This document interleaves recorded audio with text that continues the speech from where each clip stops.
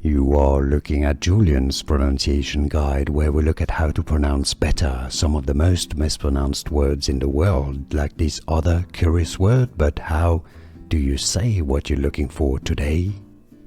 Let's learn once and for all how to pronounce these names. If you want to learn more confusing Hebrew names from the Bible that many get wrong, stay tuned. I've got more videos for you. You can listen to at the end of this one. English pronunciation: Ichabod, son of Phineas, Eli's son too. Ichabod. Stress on the E syllable, the first syllable. How to pronounce in English: Ichabod. Here are more videos on how to pronounce more confusing words and names too many mispronounced. Like this video if you found it useful. I appreciate your support. I'll see you soon and thanks for watching.